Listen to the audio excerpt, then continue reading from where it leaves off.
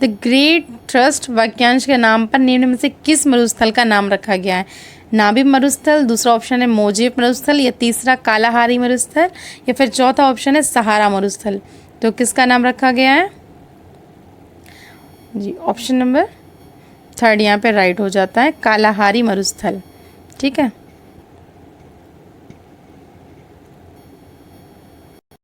चलिए next question देखते हैं। भारत में सबसे लंबी झील का नाम बताएं। तो पहला ऑप्शन है पैंगोंग झील, दूसरा है पुलिकट झील, तीसरा कोल्लेरू झील, या फिर चौथा वेम्बनाड झील। तो इसका राइट आंसर क्या होगा? ये चौथा वाला ही होगा, वेम्बनाड झील। ये इसकी लंबाई की अगर बात करते हैं तो ये होती है 95.6 किलोमीटर।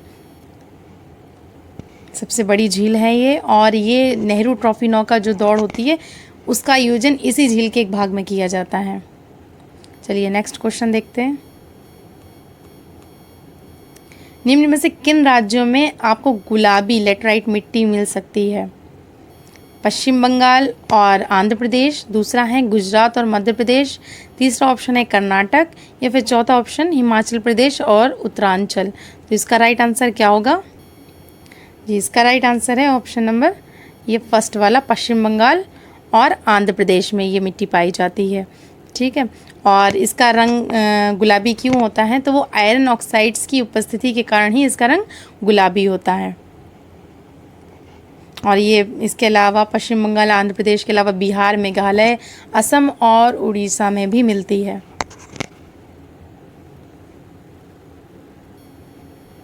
चलिए नेक्स्ट क्वेश्चन देखते हैं।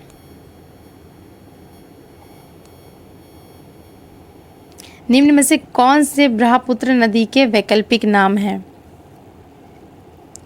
यमुना, पहला ऑप्शन है यमुना, यारलुंग, जंगबो और तसंगबो, और दूसरा ऑप्शन है यमुना, मेघना, तसंगपो, या फिर यमुना। तीसरा ऑप्शन है जमुना, सियोंग, यारलुंग, जोंगबो और तसंगपो। चौथा ऑप्शन है जमुना, सियांग, यारलुंग, जोंगबो, मेघवा और तसंगपो। तो इसका राइट आंसर क्या होगा जी? ब्रह्मपुत्र को कई नामों से जाना जाता है। अगर हम दक्षिण पश्चिमी तिब्बत की बात करें तो वहाँ पर इसको तसंगपो या फिर यारलुंग के नाम से भी जाना जाता है, और अगर चीन अरुणाचल प्रदेश में इसको दियांग या फिर सियांग के नाम से जाना जाता है। असम घाटी के जो दक्षिण पश्चिम में है इसको ब्रह्मपुत्र, और बांग्लादेश में अगर बांग्लादेश की बात करते हैं तो इसको जमुना कहा जाता है, और बंगाल की खाड़ी से मिलने से पहले इसको जो है ना मेघना के रूप में जाना जाता है, और गंगा के विशाल डेल्टा में इसको पद्मा भी कहते हैं। तो यहाँ पर इसका राइट आंसर होगा ऑप्शन नंबर 4 वाला, जमुना, सियांग, यारलुंग, जोंगबो, मेघवा और तसंगपो। इसको इन नामों से जाना जाता है।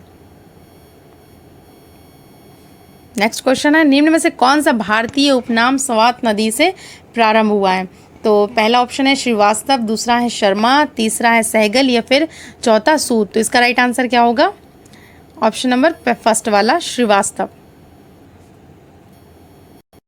और श्रीवास्तव उपनाम की उत्पत्ति जो हुई है ना वो मूल रूप से श्रीवास्तु से हुई है, और श्रीवास्तु जो है वो स्वात नदी का पुराना नाम है जिसे इस वंश की उत्पत्ति स्थल भी माना जाता है। तो यहाँ पर राइट आंसर हो जाएगा श्रीवास्तव। नेक्स्ट क्वेश्चन देखते हैं।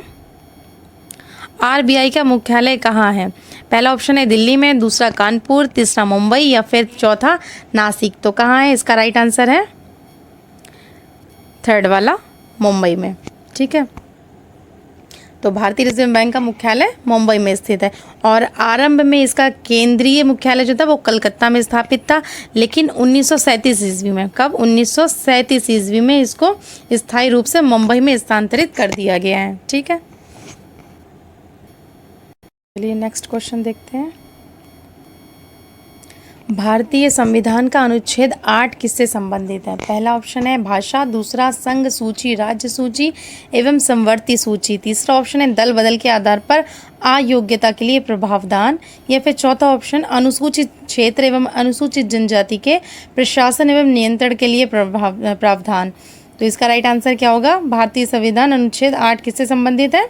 ऑप्शन नंबर फर्स्ट वाला, भाषा, लैंग्वेज से संबंधित है ये। ठीक है, और 22 भाषाओं को, ठीक है, राजभाषा के रूप में स्वीकार किया गया है, मान्यता प्राप्त है। ठीक है, नेक्स्ट क्वेश्चन देखते हैं। भारतीय संविधान के अनुच्छेद 170 के अनुसार विधानसभा सदस्यों की अधिकतम संख्या राज्य की क्षेत्रीय मतदान क्षेत्रों से प्रत्यक्ष चुनाव द्वारा चुने गए सदस्यों की किस संख्या से ज़्यादा नहीं हो सकती? तो पहला ऑप्शन है 400, दूसरा है 500, तीसरा है 555 या फिर इनमें से कोई भी नहीं। तो इसका राइट आंसर होगा ऑप्शन नंबर दूसरा वाला 500 से। जो संख्या निर्धारित की गई है वो अधिकतम है 500 और न्यूनतम है 60। ठीक है, तो 500 से अधिक नहीं हो सकती। और अगर हम बात करते हैं उत्तर प्रदेश में विधानसभा के सदस्यों की तो वो हैं 355 और जबकि सिक्किम में जो सदस्य हैं वो केवल 32 हैं। और राज्य की विधानसभा की जो भी सदस्य होते हैं वो किस पर निश्चित की जाती है उनकी संख्या? उनकी सदस्य संख्या राज्य की जनसंख्या पर निश्चित की जाती है। ठीक है, चलिए नेक्स्ट क्वेश्चन देखते हैं। संविधान के विधि के प्रश्न पर सर्वोच्च न्यायालय की राय लेने का अधिकार किसे प्रदान किया गया है? पहला ऑप्शन है भारत के राष्ट्रपति, दूसरा ऑप्शन है भारत के प्रधानमंत्री या फिर लोकसभा का सभापति या फिर उपरोक्त सभी। तो इसका राइट आंसर क्या होगा? इसका राइट आंसर है ऑप्शन नंबर फर्स्ट, भारत के राष्ट्रपति को राय लेने का अधिकार है। ठीक है, और ज़रूरी नहीं है कि वो इस राय को माने ही, अगर उसको ज़रूरत लगे तभी वो राय लेगा। नेक्स्ट क्वेश्चन देखते हैं। लोकसभा द्वारा पारित धन विधेयक को राज्यसभा द्वारा कब तक विलंबित किया जा सकता है? फर्स्ट ऑप्शन है 1 महीने से ज़्यादा नहीं, दूसरा है 14 दिनों से ज़्यादा नहीं, तीसरा है 7 दिनों से ज़्यादा नहीं या फिर चौथा है 60 दिनों से ज़्यादा नहीं। तो इसका राइट आंसर क्या होगा? इसका राइट आंसर होगा ऑप्शन नंबर सेकंड वाला, 14 दिनों से ज़्यादा नहीं। ठीक है,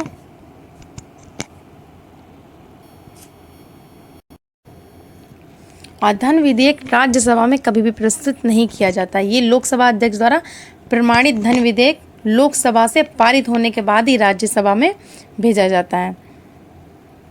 चलिए नेक्स्ट क्वेश्चन देखते हैं। कांग्रेस के सूरत अधिवेशन 1907 के अध्यक्ष कौन थे? तो पहला ऑप्शन है रास बिहारी घोष, दूसरा है बाल गंगाधर तिलक, तीसरा ऑप्शन है एनी बेसेंट या फिर चौथा है गोपाल कृष्ण गोखले। तो इसका राइट आंसर क्या होगा? इसका राइट आंसर होगा ऑप्शन नंबर फर्स्ट, रास बिहारी घोष। ठीक है, कांग्रेस के सूरत अधिवेशन के 1907 के ये अध्यक्ष थे।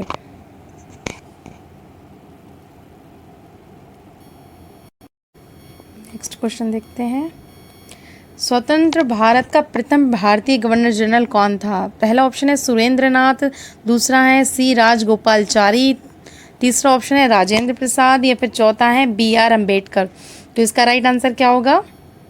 इसका राइट आंसर है ऑप्शन नंबर सेकंड, सी राजगोपालचारी। ये जो है ना स्वतंत्र भारत के प्रथम और अंतिम गवर्नर जनरल थे। ये एक भारतीय विधिवेत्ता, स्वतंत्र कार्यकर्ता, लेखक और राजनेता भी थे। चलिए नेक्स्ट क्वेश्चन देखते हैं। चिल्का झील क्षेत्र किस डेल्टा के मध्य स्थित है?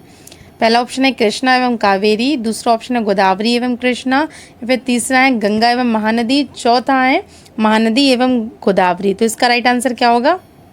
ये ऑप्शन नंबर फोर्थ वाला, महानदी एवं गोदावरी। ठीक है, और ये खारे पानी की झील है जो कि महानदी डेल्टा और गोदावरी डेल्टा के बीच स्थित है। नेक्स्ट क्वेश्चन देखते हैं। नागार्जुन सागर बांध किस राज्य में स्थित है? तमिलनाडु में, आंध्र प्रदेश में, कर्नाटक में या फिर उड़ीसा में? तो कहाँ है? इसका राइट आंसर होगा ऑप्शन नंबर सेकंड वाला, आंध्र प्रदेश में है ये। ठीक है, और ये ईंटों से निर्मित एक चिनाई वाला बांध है जो किस नदी पर बनाया गया है? ये भी इस पर इम्पोर्टेंट क्वेश्चन बनता है।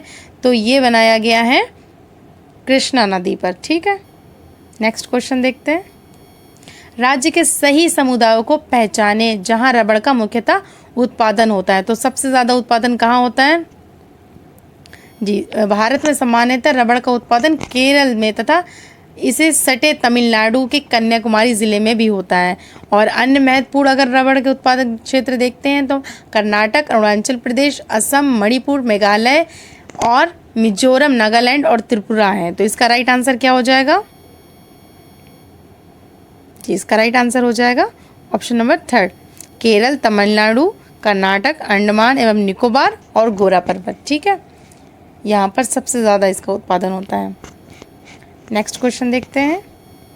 भारत का राज्य जहाँ पर सर्वाधिक वायु पवनचक्की का झुंड है, तो कहाँ पर है? मध्य प्रदेश में, तमिलनाडु में, उत्तर प्रदेश में या फिर पश्चिम बंगाल में। तो इसका राइट आंसर क्या होगा? तो इसका राइट आंसर क्या है? इसका राइट आंसर है ऑप्शन नंबर दूसरा वाला, तमिलनाडु। भारत का राज्य जहाँ सर्वाधिक वायु पवनचक्की है, कहाँ है? तमिलनाडु में। चलिए नेक्स्ट क्वेश्चन देखते हैं। लोकपाल तथा लोकायुक्त विधेयक 2013 को राष्ट्रपति की सहमति से निम्न तारीख किस तारीख को मिली थी? तो पहला है दिसंबर 2013, दूसरा है जनवरी 2014, तीसरा है दिसंबर 2013 या फिर 14 दिसंबर, चौथा है दिसंबर 2013। तो इसका राइट आंसर क्या होगा? इसका राइट आंसर होगा सेकंड वाला, जनवरी 2014। तो राष्ट्रपति जो प्रणब मुखर्जी हैं, उन्होंने 1 जनवरी 2014 को लोकपाल तथा लोकायुक्त विधेयक 2013 को स्वीकृति दी थी। और ये लागू कब हुआ था? ये लागू हुआ था 16 जनवरी 2014 को। ठीक है, और ये कैसा कानून था? ये एक भ्रष्टाचार विरोधी कानून है। ठीक है, भ्रष्टाचार विरोधी कानून था ये। नेक्स्ट देखते हैं। कौन से देश ने हाल ही में निताकत कानून लागू करने का निर्णय लिया है? पहला ऑप्शन है सऊदी अरब, दूसरा है इंडोनेशिया या फिर तीसरा इराक या फिर चौथा ईरान। तो कौन सा है? इसका राइट आंसर ऑप्शन नंबर पहला वाला हो जाता है, सऊदी अरब। तो इस कानून द्वारा कंपनियों को इस बात के लिए बाध्य किया जाता है कि ये प्रत्येक 10 अप्रवासी श्रमिकों के बदले एक स्थानीय श्रमिक की काम पर रखना आवश्यक है। ठीक है, 10 अप्रवासी श्रमिकों के बदले एक स्थानीय श्रमिक को रखना आवश्यक है। ठीक है, तो ये सऊदी अरब में कानून लागू हुआ है। नेक्स्ट क्वेश्चन देखते हैं। विश्व में सबसे कम आयु के राष्ट्र दक्षिण सूडान की राजधानी कौन सी है? तो पहला है ज्यूबा, दूसरा है रुम्बेक, तीसरा है मलाकल या फिर चौथा वायु। तो इसका राइट आंसर क्या होगा? इसका राइट आंसर है पहला वाला, ज्यूबा। ज्यूबा जो है वो दक्षिणी सूडान का सबसे बड़ा शहर है। चलिए नेक्स्ट क्वेश्चन देखते हैं। निम्नलिखित में से कौन सा एक जीवाश्म ईंधन नहीं है? ये जीवाश्म ईंधन से प्राप्त नहीं किया जा सकता। तो पहला है एलपीजी, दूसरा है प्राकृतिक गैस, तीसरा है बायोगैस या फिर चौथा सीएनजी। तो कौन सा है? इसका राइट आंसर होगा ऑप्शन नंबर थर्ड, बायोगैस।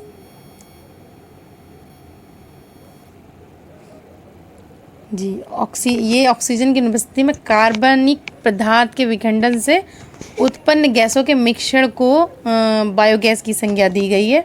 ठीक है, और इसका प्रयोग किस में होता है?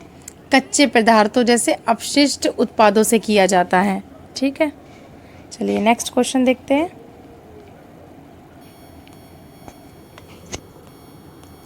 निम्नलिखित में से कौन सा एक प्राकृतिक वातावरण नहीं है? पौंड, तालाब, दूसरा है खेत, तीसरा झील या चौथा वन। तो कौन सा नहीं है? इसका राइट आंसर होगा खेत। ठीक है, बाकी सारे प्राकृतिक वातावरण के उदाहरण हैं, तालाब, झील और वन। खेत इसमें नहीं आता है। चलिए नेक्स्ट क्वेश्चन देखते हैं। निम्नलिखित में से कौन सी कंप्यूटर की मेमोरी अवाष्पशील होती है, नॉन वोलेटाइल होती है? तो पहला है डी रैम, दूसरा है एस रैम या फिर रोम या फिर चौथा है रैम। तो इसका राइट आंसर होगा ऑप्शन नंबर थर्ड, रोम। ठीक है, ये नॉन वोलेटाइल मेमोरी होती है। और नॉन वोलेटाइल के उदाहरण जो है वो हार्ड डिस्क है, फ्लॉपी है, फ्लैश मेमोरी है। ठीक है, नेक्स्ट क्वेश्चन देखते हैं।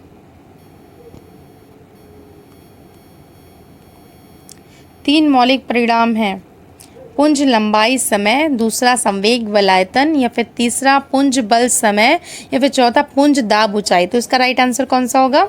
इसका राइट आंसर है ऑप्शन नंबर फर्स्ट वाला, पुंज लंबाई समय।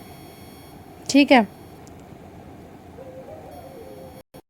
ये जो है ये भौतिक की 3 मूलभूत मात्राएं हैं जिनको अन्य भौतिक राशियों को व्यक्त करने के लिए प्रयोग में लाया जाता है। तो चलिए नेक्स्ट क्वेश्चन देखते हैं। शाहजहां ने करतारपुर का युद्ध किसके विरुद्ध लड़ा था? पहला है गुरु हरगोविंद सिंह, दूसरा है गुरु हरकिशन, या तीसरा गुरु हरराय, या फिर चौथा गुरु तेग बहादुर। तो इसका राइट आंसर है ऑप्शन नंबर फर्स्ट वाला, गुरु हरगोविंद सिंह। ठीक है, ये वर्ष 1635 ईस्वी में ये युद्ध शाहजहां के नेतृत्व में लड़ा गया था। चलिए नेक्स्ट क्वेश्चन देखते हैं। भारतीय संविधान के अनुच्छेद 1 में ये घोषणा की गई कि इंडिया अर्थात भारत है पहला राज्यों का संघ, दूसरा एकात्मक विशेषताओं वाला संघीय राज, या फिर तीसरा संघीय विशेषताओं वाला संघीय राज, या फिर संघीय राज। तो इसका राइट आंसर कौन सा होगा?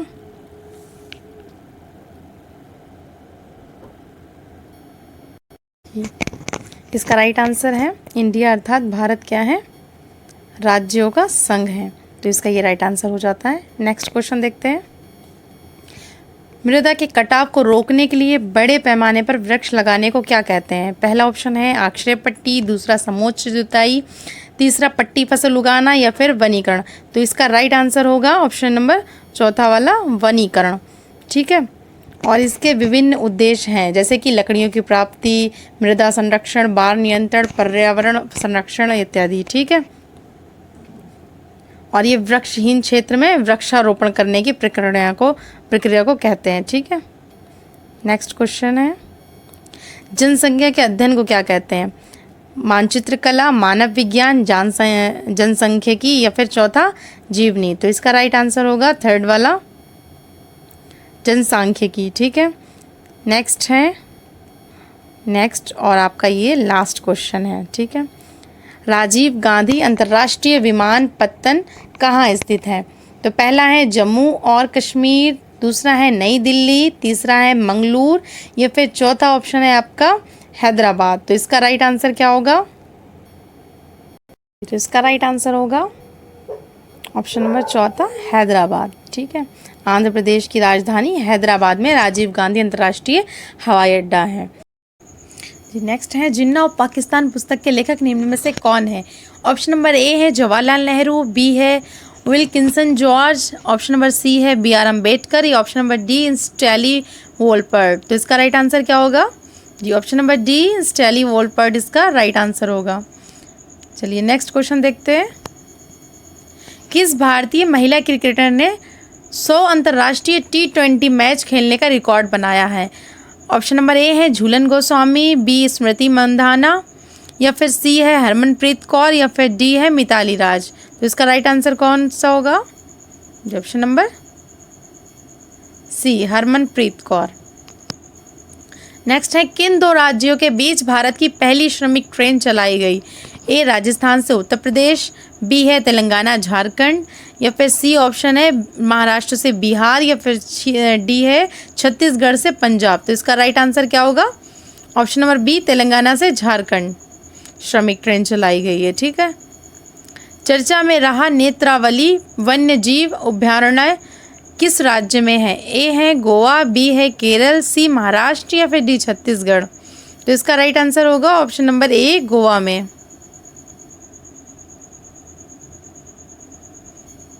नेक्स्ट क्वेश्चन है किस बैंक ने हम हार नहीं मानेंगे शीर्षक के साथ एक नया गीत जारी किया है? ICICI, या फिर HDFC, या फिर ऑप्शन नंबर सी है IDBI, या फिर डी है एक्सिस। तो इसका राइट आंसर क्या होगा? जिसका राइट आंसर है option number B, HDFC। Next है NRC का पूर्ण रूप क्या होगा? ऑप्शन नंबर ए है नेशनल रिकॉर्ड ऑफ क्लाइमेट, या फिर ऑप्शन नंबर बी है नेशनल रजिस्टर ऑफ सिटीजन्स, या फिर सी है नेट रजिस्टर ऑफ सिटीजनशिप, या फिर ऑप्शन नंबर डी है न्यू रजिस्टर ऑफ सिटीजन्स। तो इसका राइट आंसर क्या होगा? इसका राइट आंसर होगा option number B, national register of citizens. Next है कृषक नवोन्मेष कोष की स्थापना किसने की है? ऑप्शन नंबर ए है इसरो ने, बी है ICAR ने, या फिर सी है कृषि मंत्रालय, या फिर है ऑप्शन नंबर डी नाबार्ड ने। तो किसने की है? जिसका राइट आंसर है option number B, ICAR। Next question है, किस वर्ष का बजट भाषण इतिहास का सबसे लंबा भाषण रहा? Option number A 1951, option number B है 1993, या ऑप्शन नंबर सी 2004, या फिर ऑप्शन नंबर डी है 2020 2020। तो इसका राइट आंसर क्या होगा? Option number D 2020।